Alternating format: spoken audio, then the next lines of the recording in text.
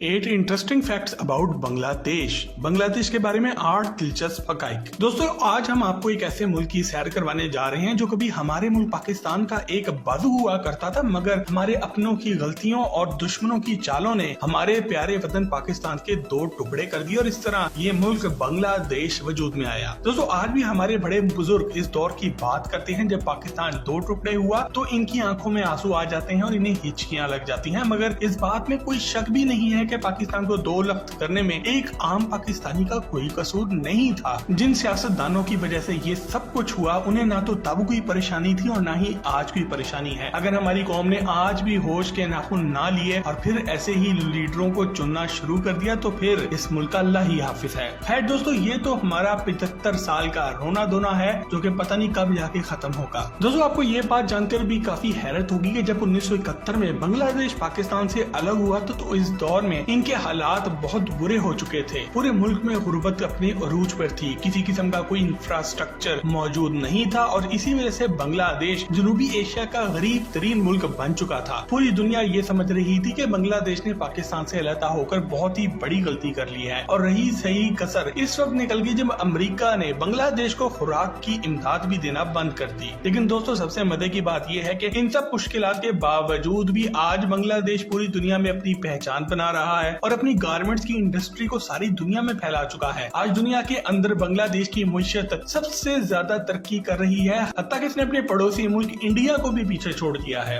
लेकिन जब हम बात करते हैं बांग्लादेश के लोगों की तो हमें थोड़ी सी मायूसी जरूर होती है। क्या आप जानते हैं कि बांग्लादेश में आज भी छोटी उम्र में ही लड़कियों की शादियां कर दी जाती हैं और अगर बांग्लादेश में कोई फर्द किसी दूसरे को मुस्कुरा कर देखे तो इसके साथ क्या सलूक किया जाता है? इन सब सवालात के जवाब आज की इस वीडियो में आपको मिलने जा रहे हैं। अगर आप टॉक शॉक चैनल की ये फैक्ट से भरपूर वीडियोस पसंद कर रहे हैं तो अभी सब्सक्राइब के बटन को दबाकर और घंटी के आइकन को क्लिक करके टॉक शॉक की फैमिली का हिस्सा जरूर बन जाएं। Fact number 1। दोस्तों, अगर हम बांग्लादेश के मुकम्मल नाम की बात करें तो इसका पूरा नाम अवामी जमहूरिया बांग्लादेश है। अगर लफ्ज बांग्लादेश की बात करें तो तारीख में इसको 2 अलग-अलग अल्फाज में लिखा जाता रहा है, यानी कि बंगला और देश। कुछ तारीखदानों के मुताबिक लफ्ज बंगला का मतलब बंगाल रीजन या फिर बंगाली जुबान है और कुछ तारीखदानों के मुताबिक लफ्ज बंगला का मतलब अभी तक बयान नहीं हो पाया। कुछ तारीखदानों के नजदीक 11वीं सदी में साउथ इंडियन रिकॉर्ड्स के मुताबिक इस इलाके को बंगाला देशा भी कहा जाता रहा है। इसके बाद 14वीं सदी में इस इलाके को सल्तनत ऑफ बंगाल का नाम दे दिया गया और इसके फौरन बाद ही 1342 में शम्सुद्दीन इलियास शाह ने खुद को शाह ऑफ बंगाला का खिताब भी दे दिया, मगर इस्लामी दौरे हुकूमत में ये इलाका बंगाल के नाम से पुकारा जाने लगा। दोस्तों, अगर हम बांग्लादेश की तारीख की बात कर ले तो यहाँ पर लोग 20,000 साल से आबाद हैं। आर्कियोलॉजिकल एविडेंस के मुताबिक बांग्लादेश में चावल खाने वालों की तादाद 20वीं सदी के अवाइल में बढ़ना शुरू हुई और फिर बढ़ती गई। अगर हम बांग्लादेश की तारीख पढ़ते हैं तो हमें पता चलता है कि 11वीं सदी के लोग यहाँ पर बहुत ही सलीके से रहा करते थे। आप अंदाजा लगाएं कि इस दौर में भी लोग एक खास किस्म के सिस्टम के तहत कॉलोनीज बनाकर घर बनाकर रहा करते थे। अगर हम इन लोगों के बनाव श्रृंगार की बात करें तो इस दौर में भी यहाँ पर औरतें तांबे के जेवर बनाकर पहनती थी और मिट्टी के बने हुए सुर्ख और काले रंग के बर्तन इस्तेमाल करती थी। Fact number 2।